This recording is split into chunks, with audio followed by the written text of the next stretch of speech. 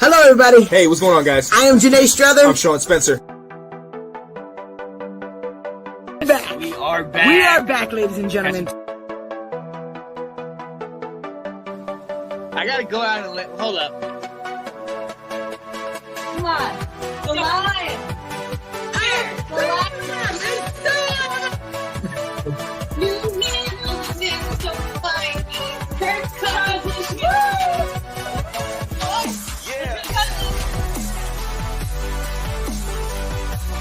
All right. I am Janae Strother. I am Sean Spencer. And this is Let's Talk Football. Hey, ladies and gentlemen, how are we doing this evening?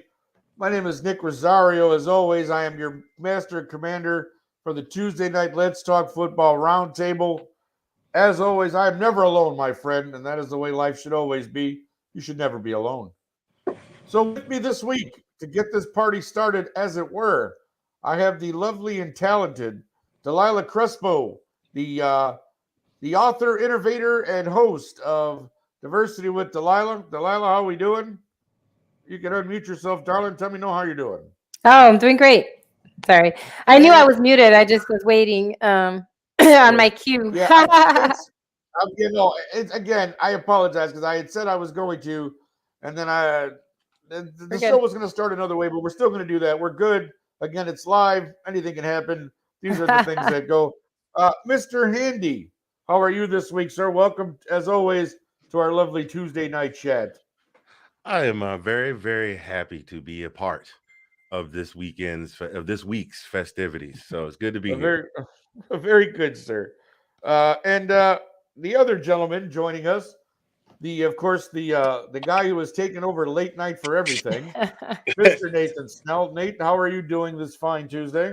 I'm doing fine. It's a beautiful, beautiful Taco Tuesday. Hope everyone's staying safe. Did you have your tacos? It's just Taco Tuesday. You would think I'd be more religious with that and being a minority and a Latino with the Taco Tuesday, but today was not to be, my friend. But hey, I digress. On to the first business at hand here. Hello, viewers. Hi, Wendy. Hi, Facebook user. Okay. Oh, we already got people clicked. We already got people commenting, which I love. Please, thank you all for watching. I appreciate that, truly do. We're going to get started. I got a couple of clips because I want to play some stuff. And I know people are going to go, oh, sure, it's Nick's stuff because he's a Bears fan, which I am, ladies and gentlemen. We all know this. But here's a couple of highlights I'd like to share with you and to get the ball started this week. Here we go. Let's check this out.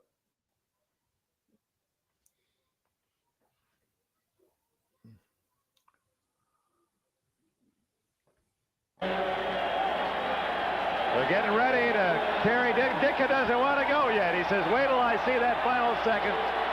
Who's going to argue with Perry? He wins most of those. Walter Payton, Mike Ditka, Hungry Chicago, finally champions on this January day in New Orleans. 46-10, the final.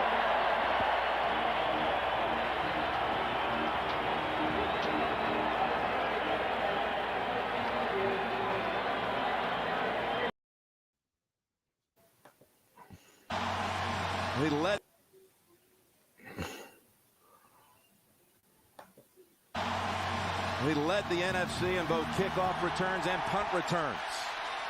And the Colts have had a hard time all season covering kicks. It's Hester trying to work it back to the middle. Gets past the first wave, and here he goes.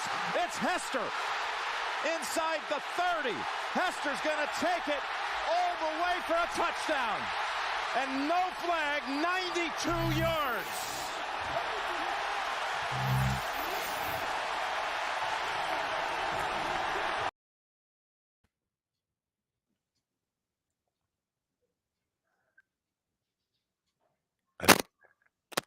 I just love how Fridge just we know Dick Butkus was not a small dude. I love Dick Butkus. And Fridge was just like, come here, coach. You go with us. He was not ready for that.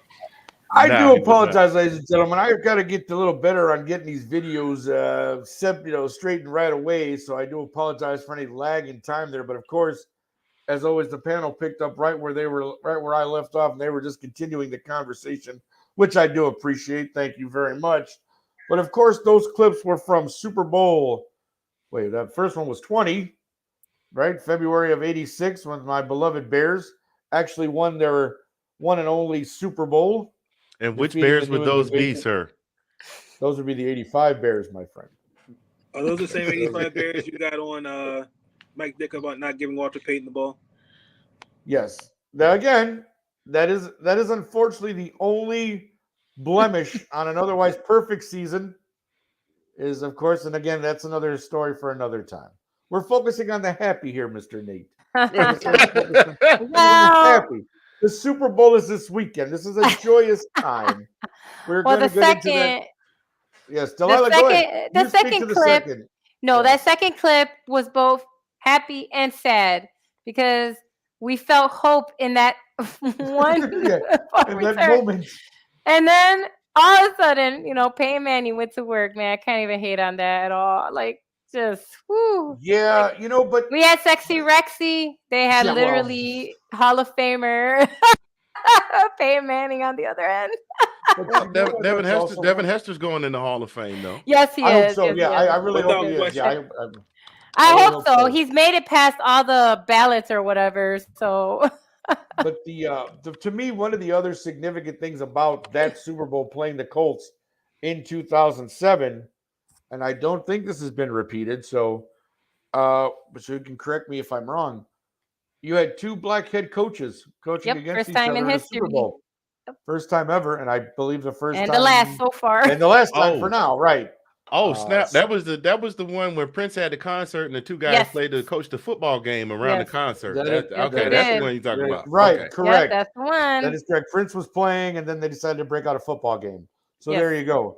But, yes, so that's why 2007, I think, is just significance-wise, that was great. And also the Bears were playing, like you said, Delilah, after that first opening, we were like, yes, this is going to be it. We're going to take out Peyton Manning and Tony Dungy. And it didn't happen. But again, two of my favorite highlights of Super Bowls past. Yes, of course, I was a 13-year-old boy with the first Super Bowl, all wide-eyed, watching with my dad and our friends. It couldn't have been happier. Absolutely, great to see that. With Hester, you just had to appreciate who he was. And again, like they said, I think he's a Hall of Famer. There was no one better at what he did. And I just think you have to recognize that. So let's go around now. You guys have a couple of my favorite moments. And, of course, I like to be a gentleman. So I will go ladies first here. Delilah, go ahead and give me some of your favorite Super Bowl moments. So, from the Bears perspective, it really was that one because that's the one I remember. Yes. So, I was only 2. Right, when the Bears won the first one? When the Bears won the first one. When they're only one. Because even though that was in '86, I didn't turn 3 until June. So I was like 2.5. So so obviously, I rewatched it, obviously, when I got older, right? Like the whole thing, and watched all the highlights, and was raised by, Bears fans. So of course I knew all the hoopla and stuff, but I didn't actually get to, I don't remember. You know what I mean? Like 2.5. So that moment I remember. But then, the other one that I remember is the Harbaugh Bowl, right? Because, Jim and John, obviously with Jim being a former Bears, that was kind of cool to see him make it to the Super Bowl. Anytime former Bears in any capacity make it to the Super Bowl, we're like, all right, at least we're there, kind of. So, so it's always good, so that was fun because it was also, again, I know, obviously I know Nate likes that one because, Ravens won that one, right? The other brother won. Yes. The older brother of Harbaugh won, I believe, right? Yes. John is the older one. Yeah. And Jim played for the Ravens. Can't forget about that. He did briefly too. But yeah, no, it's that was fun too. It was also Ravens in San Francisco, right? San Francisco has gone to the Super Bowl countless times. I think they have 5 Super Bowl wins, right? So it's right in there, yes. Yeah. So the years of Joe Montana to Jerry Rice have been very exactly. fruitful. So it was followed up after that with a couple. So so it was exciting. I remember that. They were it's the Blackout Bowl, right? Because it's got the 2 brothers pitted against each other. So that was fun to watch. And it's just Super Bowl is just a good time. It's hard because obviously my team hasn't gone since 2007. So usually when I watch the Super Bowl, it's just like, oh, yeah, this is fun. Maybe we'll get there again. Maybe. Right.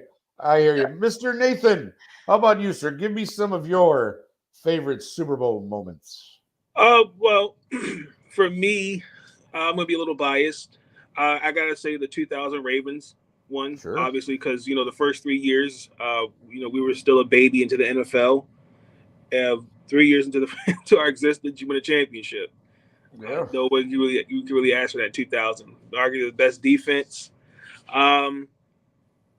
I will say the one would be San Francisco. That was a little emotional because that was, I grew up with Ray Lewis practically. And, after, the NFL tried to sabotage us from winning by cutting the lights off at the dome. That's a whole other for the day. But those two are my favorite moments. Jerome Bettis going out at the top.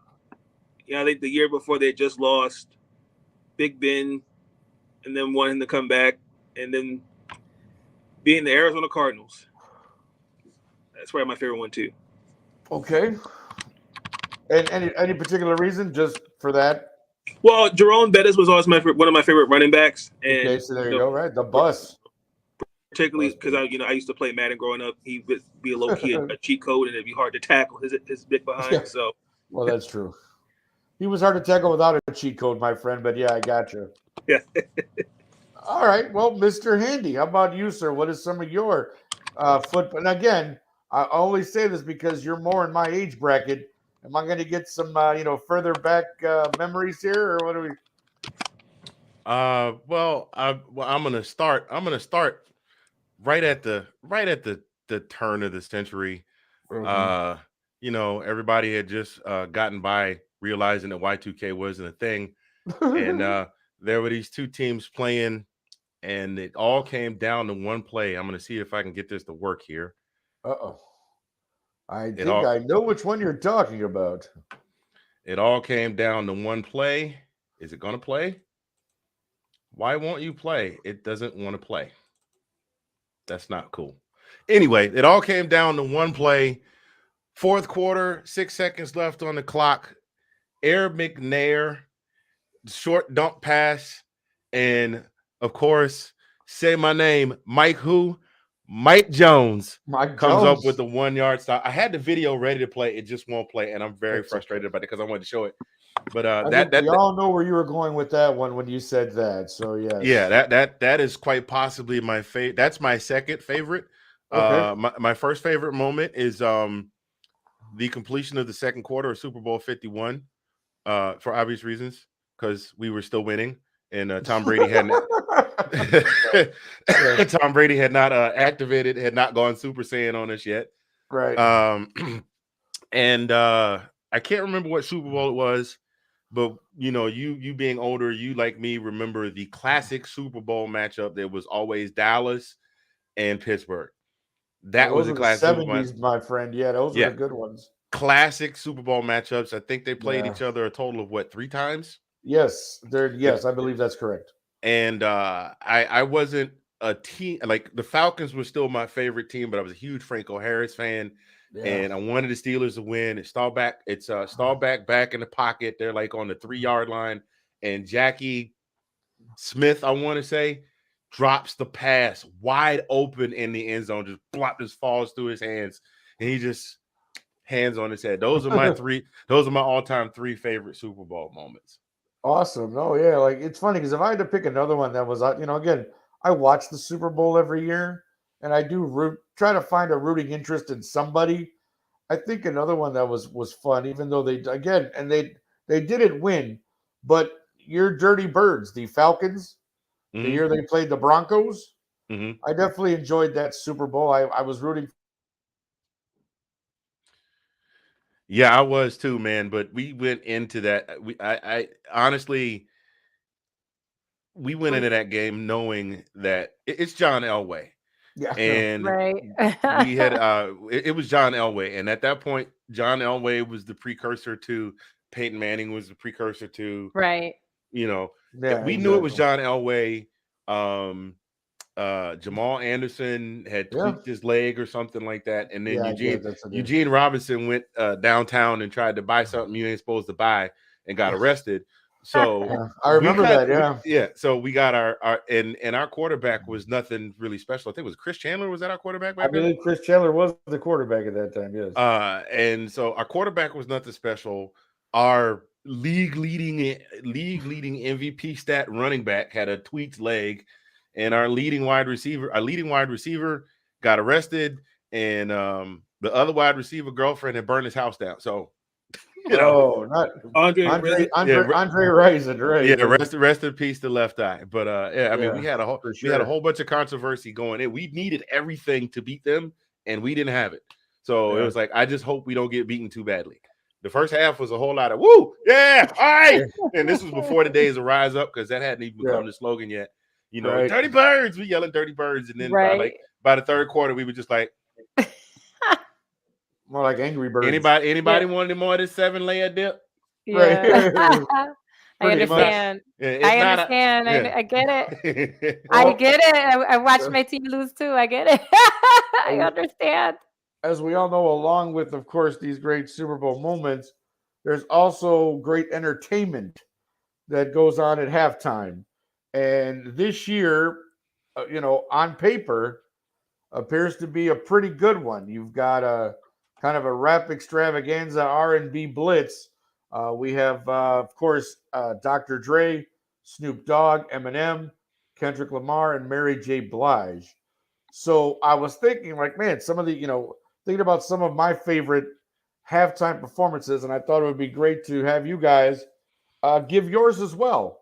So again, Nathan, we'll start with you, my friend, because I know you're such the music aficionado for halftime shows, but I'm really interested to see what, do you have a favorite halftime performance, or are you really more looking forward to this year's halftime I'm looking show? forward more to this year's. I'll be honest, I'm not really into the halftime shows.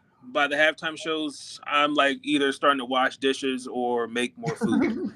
So I like one year the Super Bowl, we had Destiny's Child performing. I went upstairs. My mom had made a whole bunch of food, and I went upstairs in my room and watched something random on TV until halftime show was over. Okay. They went back to the room to watch the game. So, man, you really don't like halftime shows. That is the best answer ever. It's just, there you go. He's like, I'm washing dishes, cooking more food. Oh, my music? I don't need this. I'm waiting for the game. I love it. Mr. Handy, how about you, sir? Do you have a favorite halftime performance? Favorite halftime performance? I can't say I have a favorite halftime performance. I will say I had two favorite, three favorite halftime performers. A lot of people, Bruno Mars. Bruno, I think Bruno was on 2 years. I think 1 year he was a headliner, and 1 year he was a feature, and he was on with I want to say Red Hot Chili Peppers. Yes, Bruno, that was one of them. Bruno owns every stage that he's on. I mean, he's energy from start to finish. That kid is phenomenal. I thought he put on a phenomenal halftime show.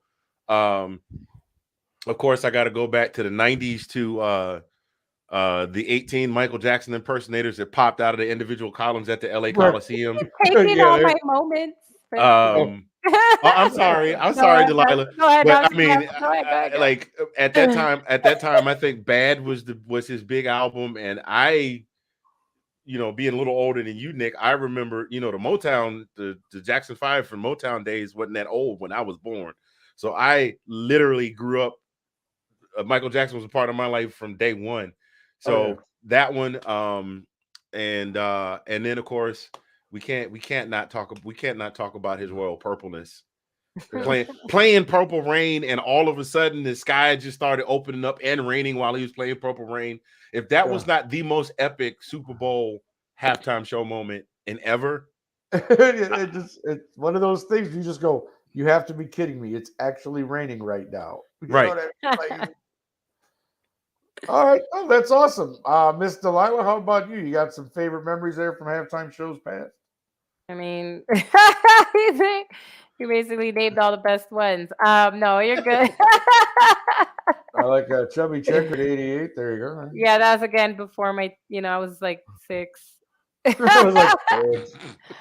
So like again, like they're fun, but like I can't say like, oh, that was because I don't remember too much of them. I know he didn't like the Destiny's Child one, but I did because I followed Destiny's Child. So I was like, that was fun. For sure. I didn't mind 2 years ago the J-Lo and Shakira Super Bowl halftime show. Yes. Okay. That Yeah. all the moms were crying about. It's like, oh my God, please stop it. They were shaking their butts I was like, on come television. On Right. Really? So that was a good one. And then I really liked the Michael Jackson halftime show because it's Michael Jackson, right? Prince of Pop, like King of Pop, excuse me. But yeah, I know. I was like Prince, Jesus. Nah, except for that the was fact my next one. Except for the fact. Go ahead. I'm sorry. No, but like I feel like Michael Jackson never did anything in half measure. So of course he would do like a weird stunt in the beginning, right? It would do something odd and really kind of rock it out. And of course Prince almost getting electrocuted. Like I'm pretty sure sound engineers was probably yelling at him to get off the stage, but he was like, "Nah, I'm gonna finish this," right? So always determined to get that performance in, right? Yeah, always try. I know people. I didn't like the Coldplay, even though I know he invited Beyonce in. I preferred when she was on her own. Like that was good, and she did Formation and stuff. But I don't like Coldplay, so I thought he sucked. But Beyonce was great, and that's where like Bruno Mars, then Bruno Mars came out singing the Uptown Funk, so that was fun. Like, see, he made that exciting. But Coldplay by themselves, I was like bored to tears. But yeah, so bored no. to tears, she said. Yeah, I was bored to tears with them. The Weeknd was like, God, I don't know what he's thinking about last year. Like that was probably the worst. House of Mirrors. That was probably the worst halftime show I've ever seen. And it's not because I don't like The Weeknd, but usually you bring on a few performers. Like I said, Beyonce, Bruno Mars make Coldplay's halftime show better, right? But with The Weeknd, it was like, nope, just me by myself up here. Like here I go. Right. I'm doing it. I'm doing it. It's like, look, well, I'm on a halftime show. Yeah, I was just like, so that was like to me the worst halftime show I've ever seen. But yeah, no, that was fun. YouTube was pretty good. It's just like I don't know how. Yeah, that was a good halftime show too. I just don't know how how long you have to hear Bono. After a while, it's like I don't hate him, but it's like no, I got you. But go ahead, Mr. Handy. Yes. No, I was gonna say here's. Could you see the Weeknd sitting with the NFL executives? They're like, okay, congratulations, we're gonna have you on our halftime show. What did you got? After that incident, which we don't talk about, we got to know what you're doing beforehand. He's like, okay, all right, this is what I got. It's just gonna be all me, and for 3/4 of my performance, I'm gonna run through a house of mirrors. Yeah. There you go. The worst. You know what I mean? It's the worst. And I like his songs, but that was just awful. That's all I know is that beat that he has in that song. I'm gonna run through some mirrors while the theme song, the Mario Brothers, plays in the background. We're talking about favorite, but we also have to talk about the duds, right? Like. Well, we can't. Let me go. Okay, all right. So let me just real quick. All right, we can get into the duds if you really want to, but one of my favorites, obviously, was Prince. Again. Yeah, of course. It starts raining. The guy's playing his guitar. He's doing Purple Rain. Like there couldn't have been anything more like just phenomenal than that. Of but course. Also, I really enjoyed Lady Gaga the year that she did she put on a good show too. I agree. She did. When she repelled from the top of the stadium. Yeah, they did like I was scared. I thought that was really cool. I was like, that's pretty cool, man. Like however they did that, like that was just phenomenal. And again, she's just a good performer, whether you like her or not. Like I think, because again, I'm not like a huge fan. I know some of her stuff, but I think she was very entertaining. She put on a great show. Again, there are other ones. There was some, like Gloria Estefan played a couple times in the '90s with like a few different artists, and like, you talk about like bad ones, like there were the one I didn't particularly care for, but even though it was star-studded, was like the Aerosmith with Britney Spears and Justin Timberlake. Yeah, like, that was too much. I just didn't think that connected at all. That was just a bunch of mishmash. Obviously everybody knows the Janet Jackson, Justin Timberlake one because, Janet's nipple popped out at the end, and so big controversy. But I mean, I don't know. As far as that goes, it's supposed to be entertaining. It's the biggest football game of the year, so you always try to bring out, the biggest entertainment and that sort of thing. So, again, I think as far as halftime performances go, we'll we all have our opinions on what sucked and what didn't, but I definitely am looking forward to this year's with the lineup they do have. So, we'll see what they do. What do you got? Let's move on though, because this is a wait a football minute. show. Nope. What do you mean? But Wait a minute. What happened? But Newsflash. the one about the one that's going on with Aerosmith. How about the fact that NSYNC was on that one? No, yeah, NSYNC was on that one also, and they barely got any. I thought that was the one where Timberlake did it, and he brought him on during his thing.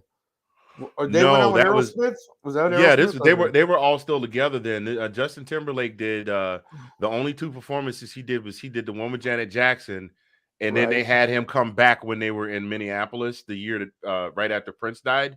And he sang Purple Rain at the piano, and people lost their minds. Yeah, because that was not good, Justin. Just saying. I don't know. We can debate that later. But again, this is a football show. Let us move on. We are done with the music portion of our show for now, anyways. As we know, the Super Bowl this year is Rams versus Bengals. And so I thought we could just take a few moments here as a round table to just kind of maybe reflect back on how these two teams got here. I mean, because let's be honest, how many of you had Rams versus Bengals at the beginning of this season? I'll wait for the show of hands. Yeah, exactly. I know one. At least one person had half of it, right? Right. Well, we all know that Cat Hughes said Matthew Stafford will take the Rams to the Super Bowl, and we have to give her credit for that always. Cat Hughes called it last year, right after the trade. But again, in looking at this year's Super Bowl, I really think that this matchup becomes the old versus the new. Obviously, Matt Stafford's been in the league 10 years. He's probably towards the end. He gets this magnificent trade to a team that has tons of weapons, and he gets to prove that he's actually a decent quarterback. But in all seriousness, if you look at how the Rams kind of performed this season, Delilah, is this what you expected from them? Did you expect that they would get to the promised land? I was hoping they would get to the promised land. I was reading from the get-go. Like I really was hoping that they could, and I started paying attention to all the analytics, and I was like, oh, they were all wrong. But from the beginning, I was like, oh, I really think that the Rams have a chance that they could make it all the way, like that, because they had a stacked team, and then they started getting more pieces, right? Like in the middle of the season, they got Von Miller, so I knew that they weren't playing around. They brought in OBJ, right? And so like basically, like they just were building the team to kind of go all the way, right? All or nothing, right? Brought over Stafford, you know what I mean? And so I really was rooting for them to go really far. And it just got a little nerve-wracking there at the end, with some of those win losses that they had going, and then dropping up and down in the seeds. But look, the seeds were blown up, so it didn't matter anyway. No, I hear you there. But, I was rooting for them, and then they were, in the beginning of the season, they were rated pretty high, and then we saw the games, and then it just started changing, right? They didn't have high, people weren't giving them high percentages to go, and I was just like, all right, I guess not, but the whole time I was like, I really wanted them to beat everybody, and so I'm glad that they made it this far, honestly. Like, they've been playing some good football, especially in the playoffs, because we always say that, right? Like regular season goes out the window once you step into the postseason, right? Kind of get a clean slate and you kind of start over. And I think that they've been playing really good ball. Like, I'm not hating on Jamar Chase or the Joey B connection, but everybody keeps forgetting about Cooper Kupp and Matthew Stafford, and I don't understand that, because that man was literally the greatest wide receiver this season and has broken all sorts of records and was on the way to break even more records and just, didn't get to. But, I mean, he won the triple crown of wide receivers this season, right? Yes, so, again, like, he's going to eat. Like, I know they're going to be defending him, but he's going to break away. We know he could block, right? It's going to be very hard to really contain him in a Super Bowl type of area. And so, again, I'm not hating on the Joy B and Jamar Chase, but it's like y'all forgetting, Stafford and Kupp. Like, that man literally had like 100 yards almost every game, just on his own. Like, Stafford would do like a short pass, and all of a sudden he's running like 90 miles down you know what I'm saying? Like 90 yards on the field, like just phenomenal wide receiver. And again, he can block, and so like it's just absolutely, and so that, I think that he's gonna eat this game. It's gonna be really exciting. But all right. So, but yeah, Mr. Handy, we'll see. we got Delilah's take on the Rams. Let's get your take on the Bengals. How did them getting here this far? Remember they even lost to the Bears this year. Which, if you look at records, last year the Bears beat the Buccaneers and they won the Super Bowl. So with the Bears beating the Bengals this year, does that mean the Bengals are going to win the Super Bowl? What sayeth you? I don't know anything about that, but apparently the Simpsons predicted that the Rams were going to beat the Bengals were going to beat the Rams. Right. So we'll see if that prediction comes true. But as far as the Bengals making it to the Super Bowl, that is the last team out of the AFC that at the beginning of the season, if you told me the AFC was going to Super Bowl, I'd have laughed you right out of it. Seriously. After the season they had last year, I thought they had tons of rebuilding to do. Yeah. My eyes were literally on the Titans, the Chiefs, the Ravens, the Titans, the Chiefs, and the Ravens. That was the only three teams that I was looking at the beginning of the season. I said, one of these three teams is going. I wasn't looking anywhere else. Wasn't too far off the mark. I mean, they beat the Titans and the Chiefs to get into the Super Bowl. So there you go. Right. Well, my point is the Titans and the Chiefs did at least make it to the playoffs. Sorry, Nate. Yes. The Titans and the Chiefs did at least make it to the playoffs, so I was 2/3 right. But the Bengals didn't have them at all. And then as far as the NFC, as much as it pains me to say it, and it's going to make Kate's heart explode with joy, I thought Tampa Bay was going to run all the way back. I thought they were going to run it back. I didn't even see Dallas doing what they did this year, but I definitely thought Tampa Bay was going to run it back. I couldn't think of any team, even as good as LA has been, LA has been in recent years. I didn't even have LA anywhere. These two teams, neither one had them I didn't have either one of them going to the Super Bowl. Yeah, it was really bizarre because, when we did our preseason shows and we started talking about all this stuff, like you said, we had mentioned that the Rams had a shot if they could, mistake-free football, yada, yada. Stafford shows he can command a team that has talent on it, yada, yada, yada. So I think, and again, I've been sticking with the Rams probably for about the last 8 or 9 weeks. I said I thought the Rams were poised to make this run and could make this run.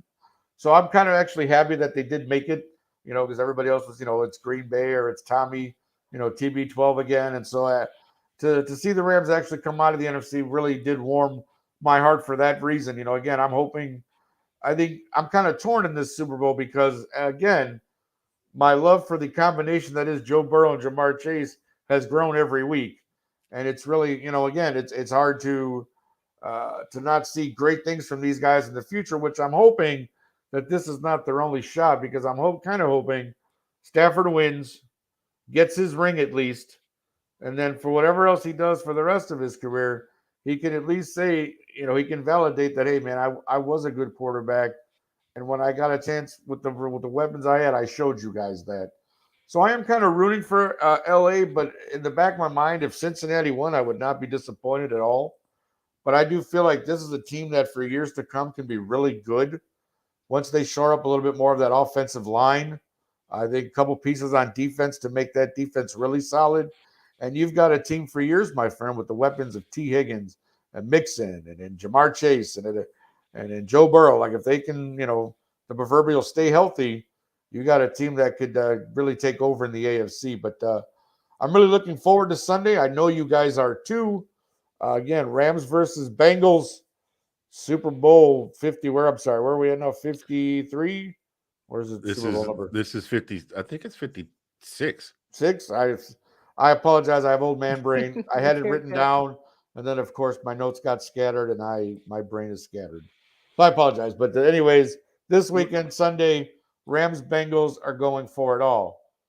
So now we move on to everybody's favorite. We know what's coming. It is the longest-running segment on the program, and we look forward to it every week.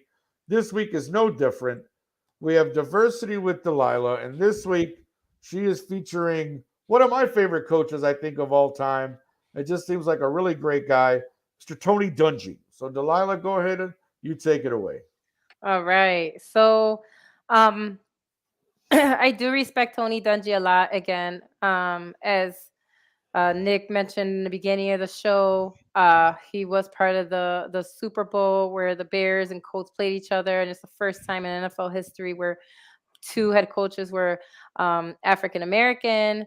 And so like that was exciting, right? Because we're breaking history. Obviously, we still have work to do in that regard, right? I don't think we have to go into that, but we already know what's been happening. We've been discussing it for weeks. So hopefully it's not the last time we see it, right? So hopefully we'll see more of that to come. But Tony Dungy, honestly, is I really respect him because he's a very gracious man. Every time you see him being an analyst, I also appreciate the fact that he has been mentoring the Bears organization because they really respect him. So even though he beat us, I want you to think about that. Like they really take him seriously and his advice. And he's been one of the football experts that our organization has been talking to, and why we've made the changes that we did to our team. But anyway, just so we're clear, I do think he's one of the best coaches, and one of the best ones, really. But so he is from Jackson, Michigan. So he's a Midwest boy. His father was a pilot in the Army Air Force during World War II with the Tuskegee Airmen. It's important to kind of share that. So his father, again, if anybody knows anything about the Tuskegee Airmen, awesome. If you don't, look it up, right? We already know they're one of the most decorated African-American pilots during the World War II era. So again, you don't know who that is, and the fact that when his father flew with them, that's a big deal. And he comes from good stock, so already Yes, he awesome. does. Already, Absolutely. you know what I'm saying? That's a great start, right? If nothing else. Yes. So again,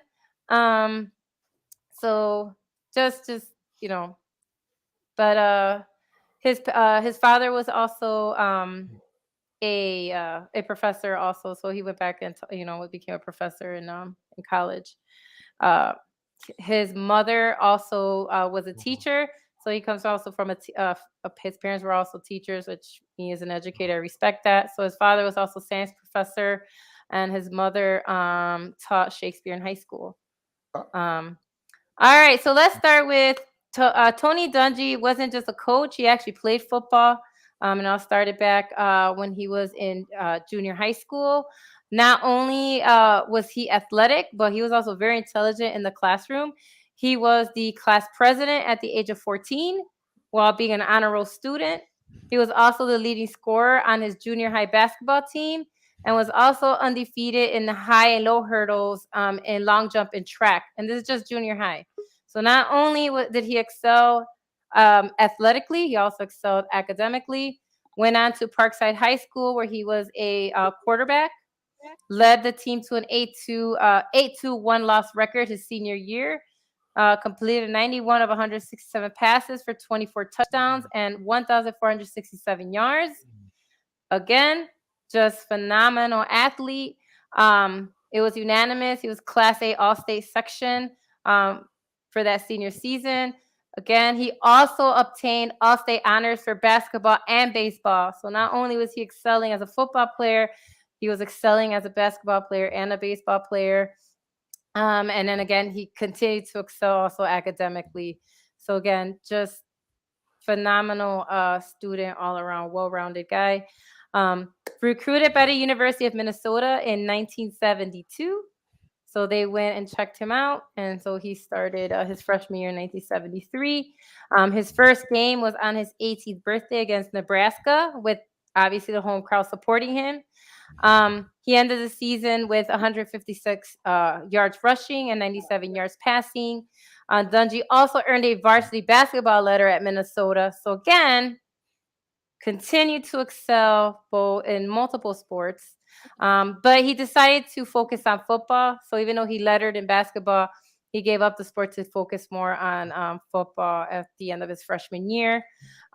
His sophomore year, he started his first 3 games because now that he decided to focus on football, he had more starts.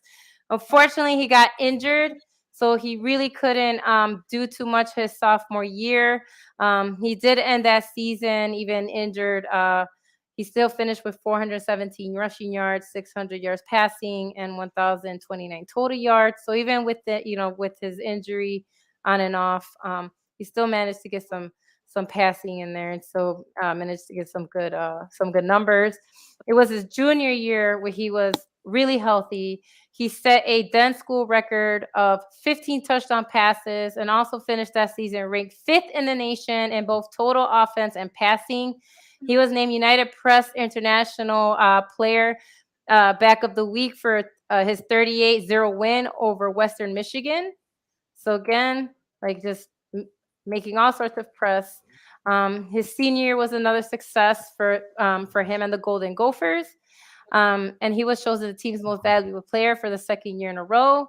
In addition to being named the team captain, he was also awarded the Big Ten Medal of Honor as a senior for combining the best academic and athletic skills for 4 years.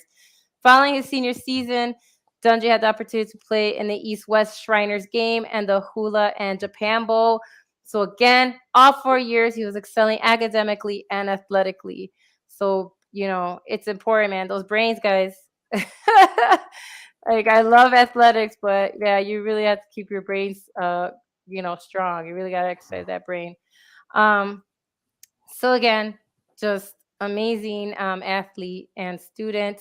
Dungey finished his career at the University of Minnesota in 1976 as the school's all-time leader in pass attempts with 576, in completions with 274, in passing yards with 3,515, in touchdown passes with 25, and total offense of 4,680. After completing his senior year, Dungey was ranked 4th in the Big Ten history in total offense. As of now, he sits 7th on the all-time total offense list, for Golden Gophers, and 15th for completions in Minnesota school history. Other Gophers have surpassed the other categories, but these two currently stand. Again, Dungey was a 2-time academic All-Big Ten selection for Minnesota and was a Williams Scholar since the end of his freshman year. He graduated with a bachelor's degree in business administration. So that's just his college stuff. All right. So we got through college. That's good. Yeah, right? Telling you. So again, Dungey began his NFL career in 1977, which he started with the Pittsburgh Steelers. That he wasn't coaching yet. He was actually playing. Sorry. He was actually playing yet, so he wasn't coaching yet. He became a member of the 1979 Steelers Super Bowl championship team. Dungey is the most recent NFL player to intercept a pass and throw an interception in the same game. He was the emergency quarterback, right? Because that was the game against the Houston Oilers where Bradshaw and Krushek went down with injuries. So he came in and did his thing, kind of helped the Steelers win. So he is a Super Bowl champ as a player. And as we know, he's a Super Bowl champ as a coach, right? He also played with the San Francisco 49ers. And in 1980 is when he actually began his coaching career, where he went back and became a defensive backs coach at the University of Minnesota. Since he spent that year with the University of Minnesota, the NFL picked him up in 1981. He became the youngest assistant coach in the NFL when he joined the Steelers defensive staff at the age of 25. In 1984, at the age of 28, he became the youngest coordinator in league history when the Steelers selected him to run their defense. After 8 seasons in Pittsburgh, he served as defensive backs coach for the Kansas City Chiefs from 89 to 91. From 92 to 95, Dungey returned to Minnesota, where he was a highly successful defensive coordinator for the Vikings at the time. In 1996 is when 1996 is when he got his first head coaching position, which was with the Tampa Bay Buccaneers. He was with them until 2002. But during that time there, Dungey installed his version of the cover 2 defense with the then defensive coordinator, Monte Kitten. There were a few wrinkles, but the result was the now famous Tampa 2. Though Dungy openly admitted that he based that off of his time with Pittsburgh, obviously. So that's how he turned around their defense. The franchise quickly changed under his leadership. By the second season, the team finished 10-6 and earned a playoff berth. 2 seasons later, in 1999, the Bucs posted an 11-5 record and clinched the franchise's first divisional title since 1981. After 6 seasons in Tampa, that included 4 trips to the playoffs. As we know, Dungy was let go. And then, of course, sometimes, even though some people consider the fact that Tampa, let him go was a bad decision, it wasn't for him, because in 2002, he signed with the Colts, where he enjoyed success. The Colts enjoyed success with him that they haven't experienced in franchise history. During his 7 years as their head coach, the Colts posted 12 or more wins in all of those seasons, except his first, when they first started, but it was still 10-6. It was still 10-6. The team claimed 5 divisional titles and advanced to the playoffs every year of his tenure as head coach. In 2006, Dungy guided the Colts to an AFC South Division title, capped it off with that 38-34 win over their arch rival, the New England Patriots, in the AFC Championships game. And then, of course, they beat the Chicago Bears in the Super Bowl. So, again, just amazing, not just amazing coach, but amazing player. He made the All-Decade 2000s team. He also was named NFL Coach of the Year twice, in 97 and in 2005. 148 wins. He was quoted during his acceptance speech, because, of course, he is inducted into the Football Hall of Fame. He was inducted in 2016. He said the secret to success is good leadership, and good leadership is all about making the lives of your team members or workers better, right? So it's not just all about you, it's by making sure that, the team members and workers are better. He earned the George S. Halas Courage Award in 2006, the Lamar Hunt Award in 2009. He is in the Indianapolis Colts Ring of Honor in 2010. Also made the Tampa Bay Buccaneers Ring of Honor in 2018. And as I said, he is inducted into the Pro Football Hall of Fame, and that was in 2016. So, Tony Dungy, guys, brains and brawn. Yeah, probably one of the most respected guys in football even today. And now he's just commentating, so yeah. Yeah. All right. Well, yes, Mr. Handy, go ahead. I got nothing. You hit it on the head. He said, I got nothing. Wait, that's a first. You got Handy speechless. Come on. He excelled since he was a child. From junior high all the way through. The man was meant for greatness, Delilah. The man was meant for greatness. All right. Well, thank you again. That has been another version of Diversity with Delilah. Again, it is one of the favorite segments every week. We do totally appreciate it. And I see the fingers going up. So Mr. Fingers is pointing at everybody. What's going on? No, I was giving Delilah her props. I know. Her props, right? I forget. I'm this way. She's that way. You're underneath. Exactly. Everybody. But all right. So as you know here, we do have, in the Let's Talk Football Roundtable, we have a big family. We have other shows, and we have other people that are involved in everything. And so right now, I wanted to introduce a new segment for this Super Bowl show. And as such, I also wanted to invite a couple of members of our family, of our extended family here, to come on for Will He or Won't He? So let's welcome to our esteemed program, Mr. Bobby Wills and Mr. Sidney Swinton. There, right on cue. Look at that. Gentlemen, how are we doing this evening? How's it going? All right. I like it because if you look at the thing, you can see the Super Bowl trophy in between everyone. So it kind of came out nicely with the way that worked out. So there you go. As long as Tom Brady doesn't throw it, Sean will be okay. Anywho. So this new segment I got is fairly simple. It's probably not, I'm not reinventing the wheel here with what I'm trying to do, but I just thought it'd be a nice little thing. Will he or won't he? Because as we know, big game this weekend. Could be tons of offense or could be no offense. Who knows the way that this one could go? I think it could honestly go either way, given the way that, these things are set up. But we're going to play a little game. So I will start with our guests. So the first one, Mr. Swinton, will he or won't he Joe Burrow over 300 yards passing this Sunday. He won't. Okay. Tell me why. Because there's this guy named Jalen Ramsey that will be on Jamar Chase all game long. All right. And there's also this guy named Aaron Donald that will be in his grill all game long. All right, fair enough. Okay, so we're gonna Sydney. We got one vote for don't think so. Mr. Wills, will he or won't he? 300 yards passing. Joe Burrow. I don't think he will either. Okay. For Same reasons, or you got something else for me? Reasons Sid touched on, and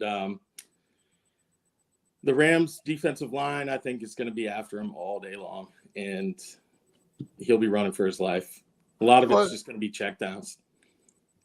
Okay, but again, not just to play devil's advocate here, that one game he got sacked 9 times, I believe he threw for 300 yards. True. With a lot of those being checkdowns and kind of, short yardage type things. So just thought I'd throw it out there. Team, though.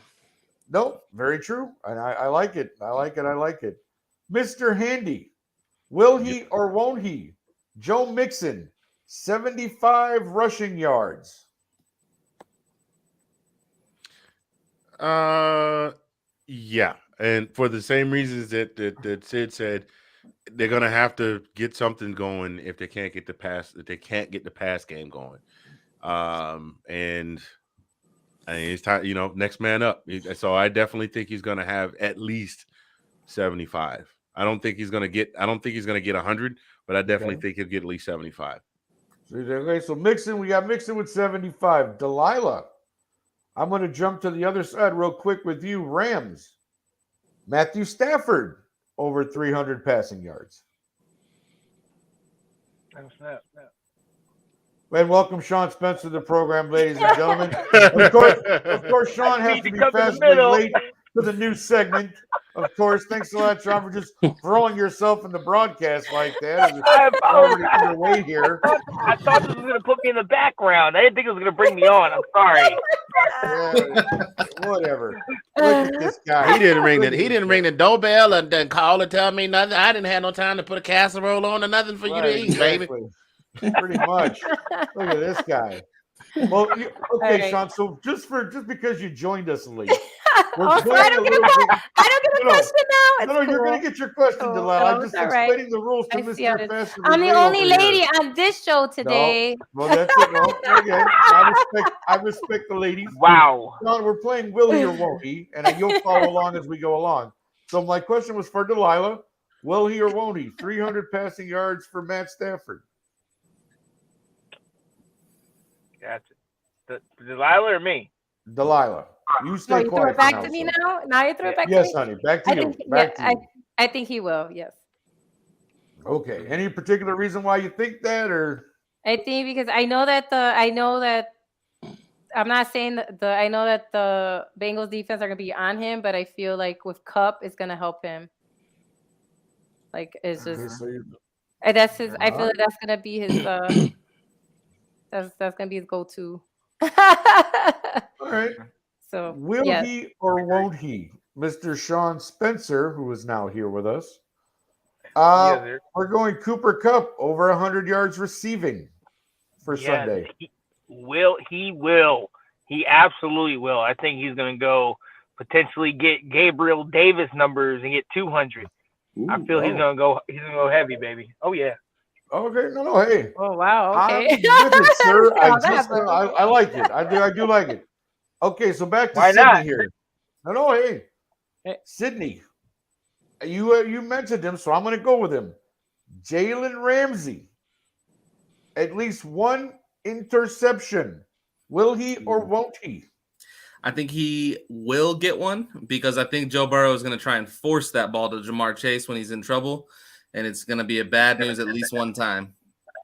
Fair enough. Bobby Wills. Will he or won't he? Aaron Donald with a sack or two. What do you think? I'll go right in the middle, 1.5. 1.5, okay? Yeah. 1.5 sacks for Mr. I like it, Aaron Donald. Sounds good. Anthony Handy. Will he or won't he? The other side, Mr. Cam Akers, 75 yards rushing. I don't think he gets to 60. Okay. Is that because of the Sony Michel aspect as well, do you think? That Oh, they'll wait a split minute. the Hold time on. between the two? I'm sorry. I had a brain cramp. Cam Akers? Yes, Cam Akers, 75 yards or more. They've leaned on him pretty heavily, but you also got Sony Michel. I won't say they're the two-headed monster that you see in a lot of colleges, but I think with the two of them splitting and running duties, nah, I don't think so. I believe Darrell Henderson is suiting up as well. Is he? So Darrell's in this game for sure? Okay. Which could throw another wrench into that whole thing as well. How much he plays is a big question, but yeah. Right. We'll have to keep an eye on that as that develops. Delilah, given what we're talking about here, since Jamar Chase, according to Mr. Swinton and according to Mr. Wills, will be chopped down by that brilliant LA Rams defense, how about a Mr. T. Higgins over 100 yards receiving? What saith you? Mir said, or won't he? Anybody? Right. I think you're muted, Delilah. Oh, is that why? I think she's Yeah, sorry. Yeah, is that I had again? I always tried to avoid all like the background noise. That's why I mute myself. Cool. So T. Higgins, no, 100 yeah, receiving yards. Will he or won't he? Yeah, I don't think he'll have 100 either. Okay. I just everybody thinks it's gonna be like crazy offensively, but I don't know. I feel like it's gonna happen like we've been seeing, where like the defense on both sides are gonna put pressure. So I can't see him with 100 yards. He's gonna put in numbers though for sure, but not 100. Okay, He'll put up numbers, but not enough. 100. I agree with Mr. Spencer, I have one Yes, for sir. you, sir. Yes, sir. OBJ, one or more touchdowns. Will he or won't he? He will. He will. He'll be like AB did last year for the Buccaneers, where he got his touchdown. I think OBJ will get his. He'll get whatever bonus and incentive he can get. And maybe he'll parlay that into a contract. I don't know. But he was kind of foolish with his money, so he needs everything he can get. I think he's going to be desperate to get himself a touchdown. So, yes, I say he will. Awesome. All right. I love this. Now, again, that was just a quick round. I wanted to try this out. Will he or won't he? I think we got all the major players for this Sunday's game in that segment. So because I got a couple of my betting buddies here, I have a couple of questions for you gentlemen as to this Sunday. Now, I have a list of the prop bets for this Sunday that I've been perusing myself and considering what I want to do with that. But here are a couple of more fun ones that I think I like. See what you guys think about this. Sydney, I know you're a big guy with this. There's always the coin toss, or the coin toss. I can talk. Who wins that? Who do you think wins the coin toss, Sydney? Which team? Yeah, who wins the coin toss? Oh man, that's harder to pick than heads and tails. Right. I know, right? Yeah, exactly. That's why I love let's it. see. So the home team technically is the Bengals. So the Rams call it. Right, Rams. I believe they're going to call tails, and it's going to be tails. So Rams win the coin toss. There we go. Rams win the coin Some toss. logic Bobby. there. Yep. Who gets the first down? Rams or Bengals? Well, let's see. If the Rams win the coin toss, do they take the ball or kick or defer? I'll say they'll take the ball because they're not the home team, but they are the home team. Right, exactly. So They're it'll be LA, the Rams so. as well. All right, very good. Mr. Handy. First penalty of the game, Rams or Bengals? I'm going to go with the Bengals on this one. All right. Probably a false start by the offensive line, huh? It's either going to be a false start by the offensive line or Eli Apple grabs somebody when Cooper Kupp blows by him. Did I say that out loud? She did say that out loud. Delilah, first team to punt, Rams or Bengals?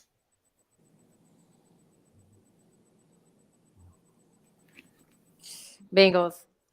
Oh, there we look at that. All right. Sean Spencer. Here's the big one. First team to score. Rams. I think they take it. I think Rams got it.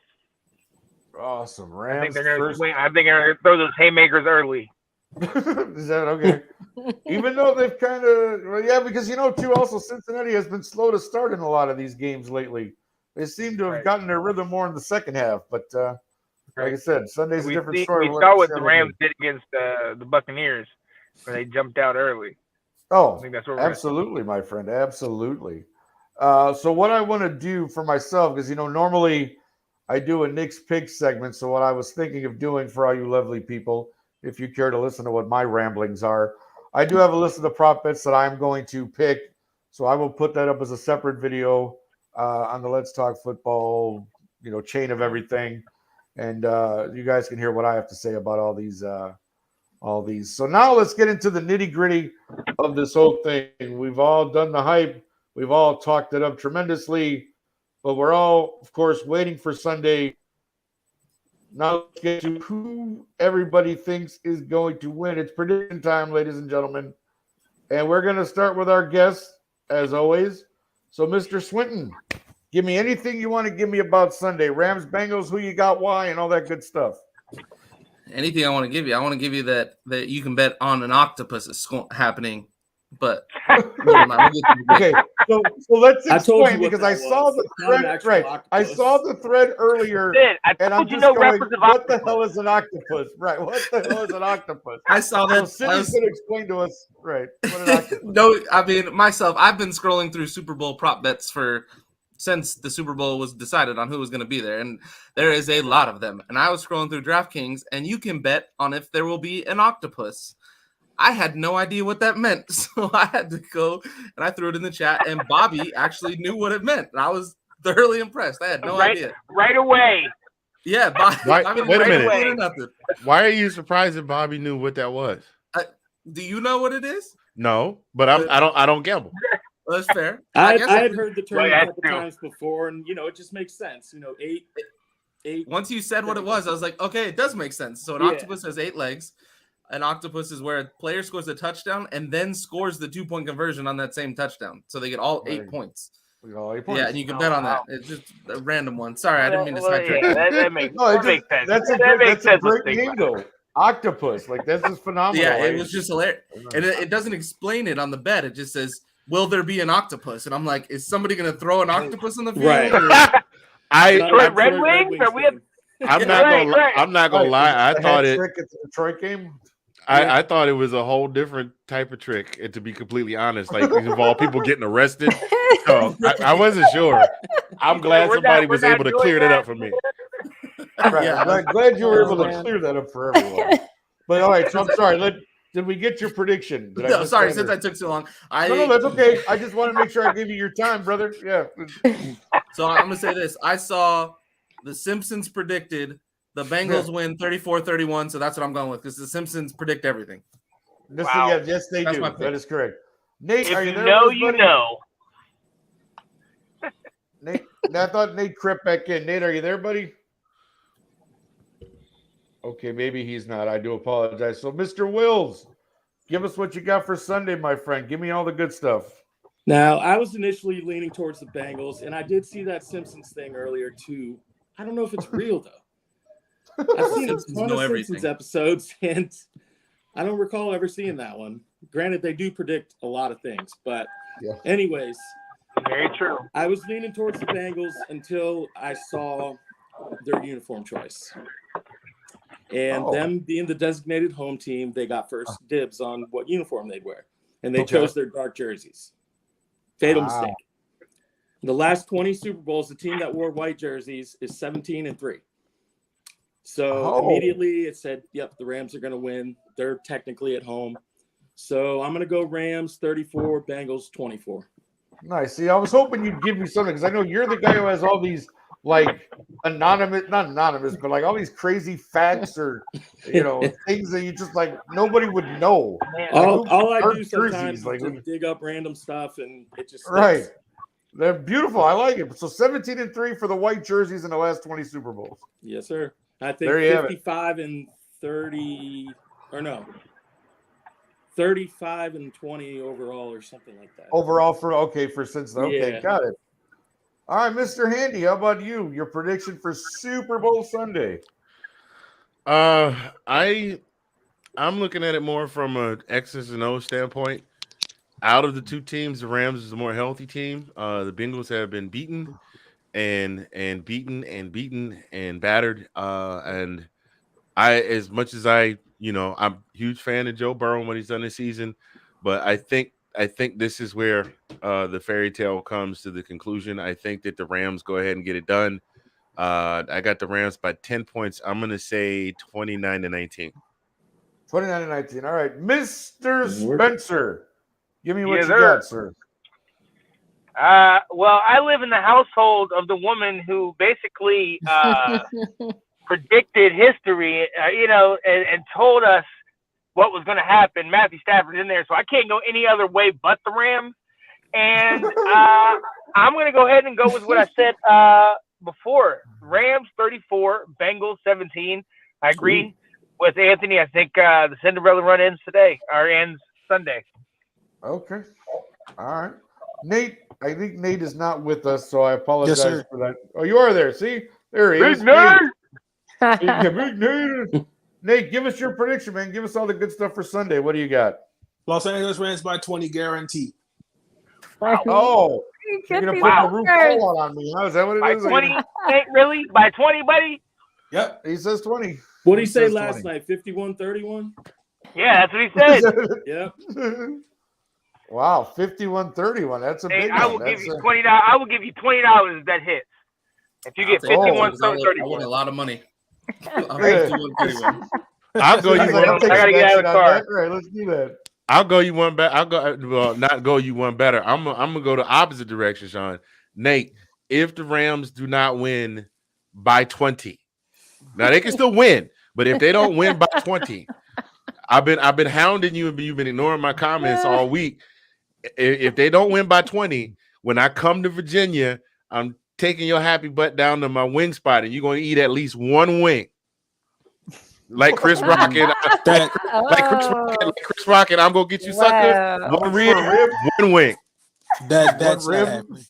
But wait a minute, Skip Bayless. You just guarantee that you scared. Say you scared because it's just a chicken wing. It's a piece of chicken. I was waiting for that to happen. We finally got an Anthony Andy impression. Don't sit up in there and tell me it's not gonna happen. You're guaranteed it, but you can't back your guarantee up. Even Michael and Son said if you can't, we can. Michael and Son, come on now. Don't start that Michael and Son stuff around. All right, we have not heard from Delilah yet before this really gets out of hand. Delilah, go ahead and give me your prediction for Sunday.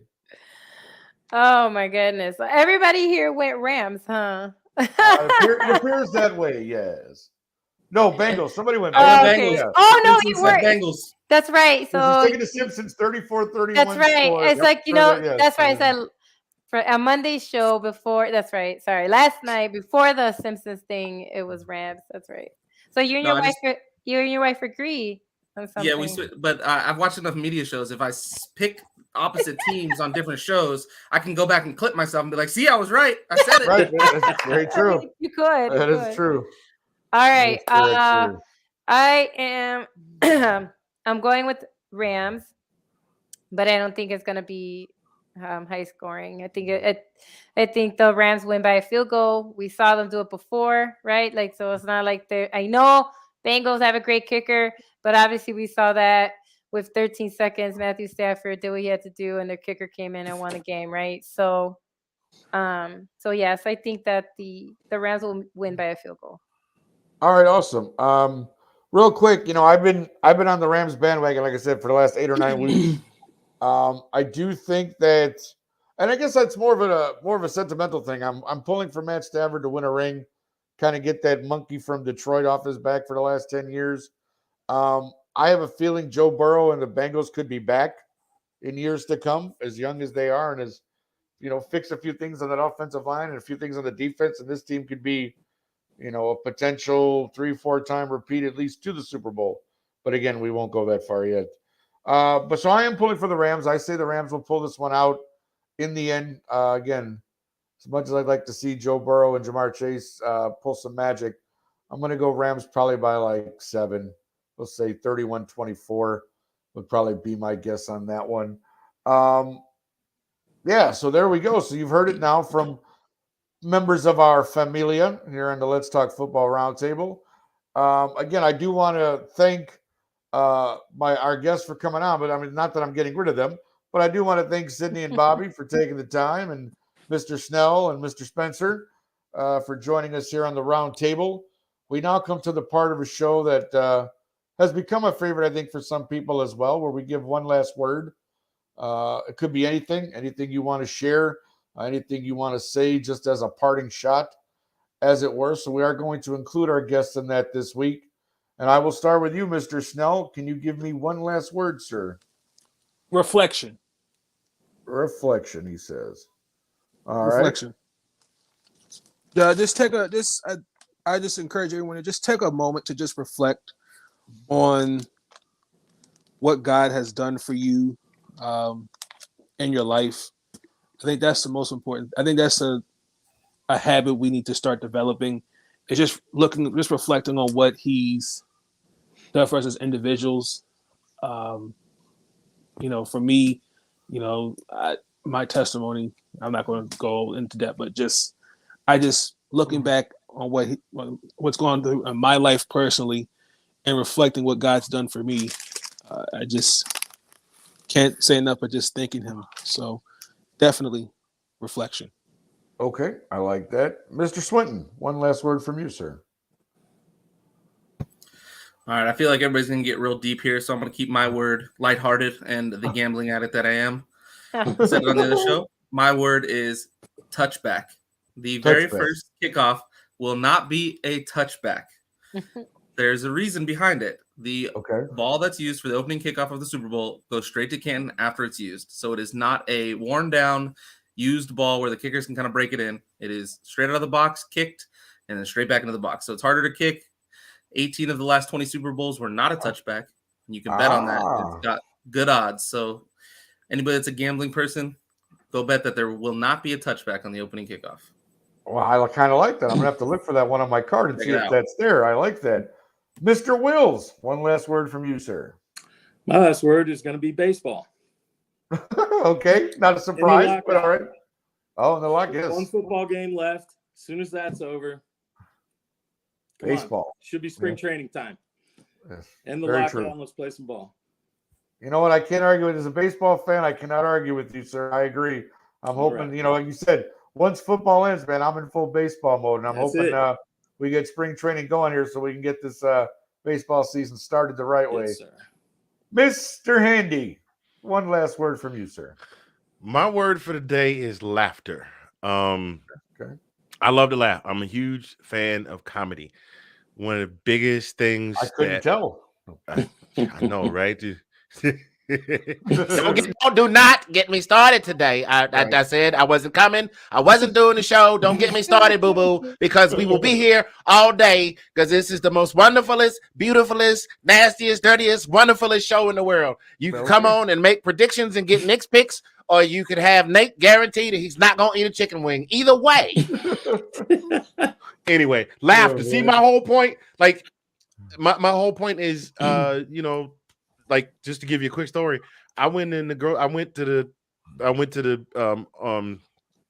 convenience store around the corner from my house last night just to pick up a couple of sodas and some things. And the two guys were in there working or whatever and didn't know either one of them. And, we got to talking about Batman. And the next thing you know, we were talking and joking and laughing and doing Batman. They were both a little younger than me. So I was like, so what did you guys think about Adam West? And they were like, who? I was like, okay, you guys are definitely too young to understand what I'm talking about.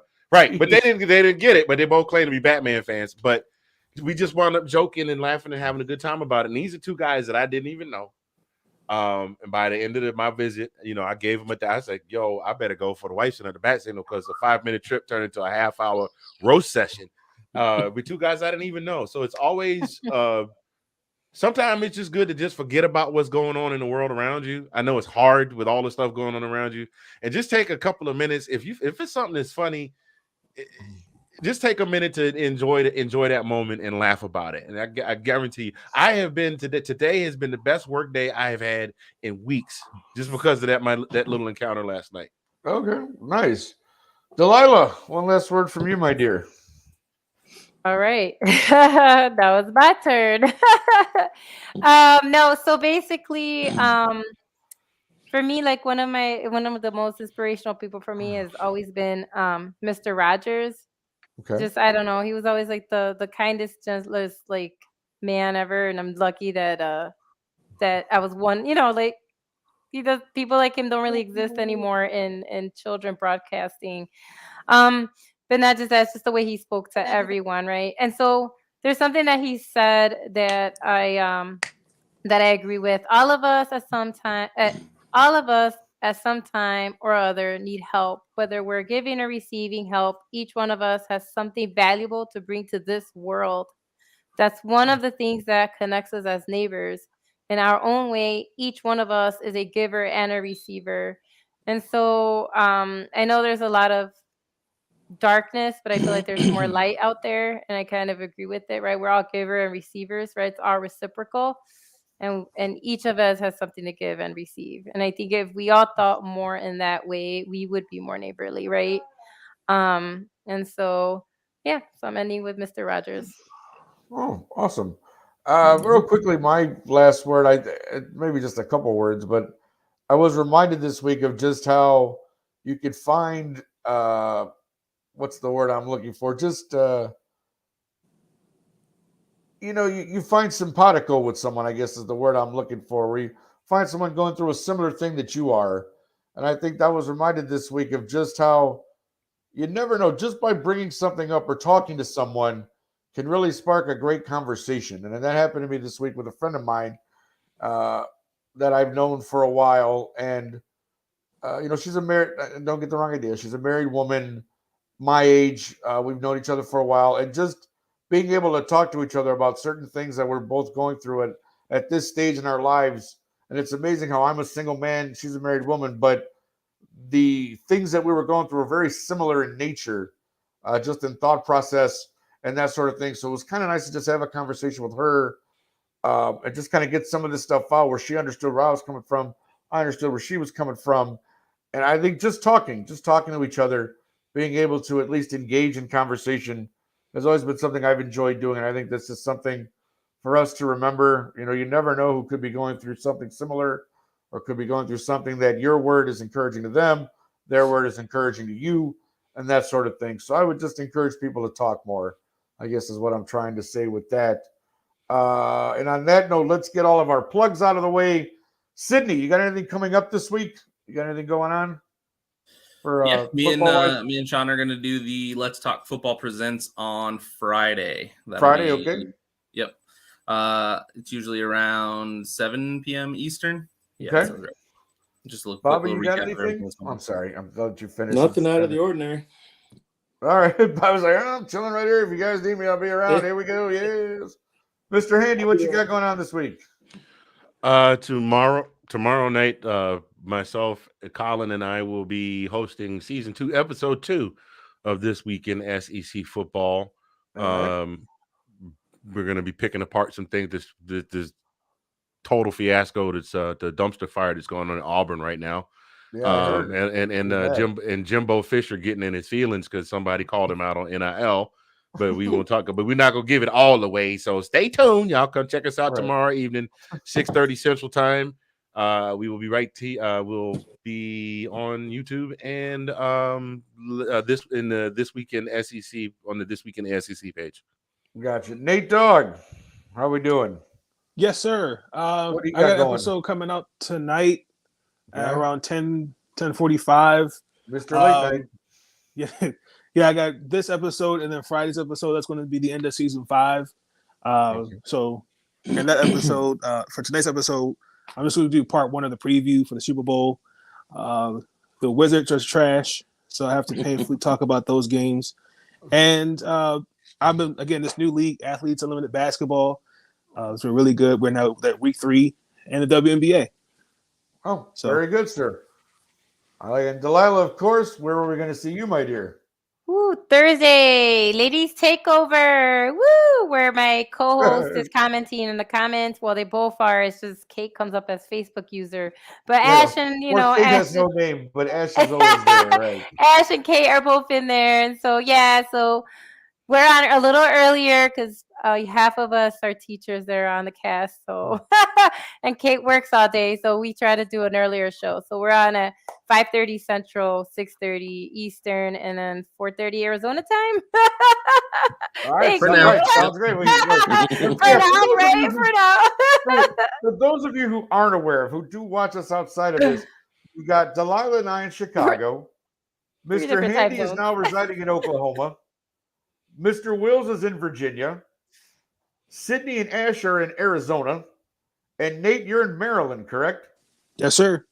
And then Mr. Spencer's in Virginia as well. So we're all scattered throughout this fine 48 contiguous states. So I've been everywhere, man. I've been everywhere. We got the different time zones working. We got all kind of stuff. So yeah, somewhere early, somewhere late, and all that fine stuff. But again, thank you today, again. Only lady, Thursday, there'll be 4 of us, maybe 5. Maybe we can talk her into it again. Right. There you Kat, go. if you're watching, we love you. So that's where you can catch everyone this week. Again, I want to thank everyone for watching. I appreciate all of you, but of course, our guests this week, Sydney, Bobby, Nathan, as always, Sean, and then, of course, my lovely co-hosts on this Tuesday adventure, Delilah and Mr. Handy. Thanks a lot, guys. Have a great week. Let's watch the Super Bowl. Hopefully next week when we do our wrap-up show, we'll have a lot to talk about. So thank you very much. Have a great week, and look for the Let's Talk Football. All of us are around somewhere. Have a great week, everyone. Thank you. Adios. Have a good night, y'all.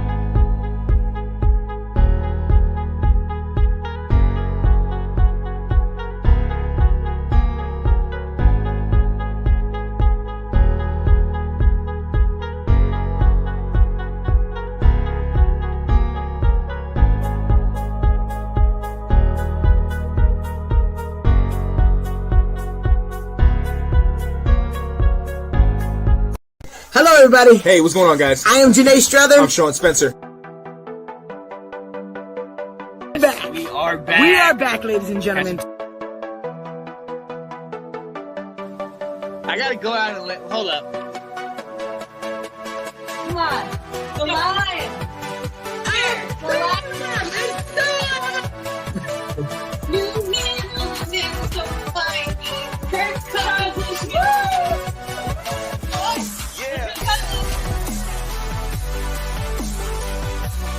All right. I am Janae Strother. I'm Sean Spencer. And this is Let's Talk Football.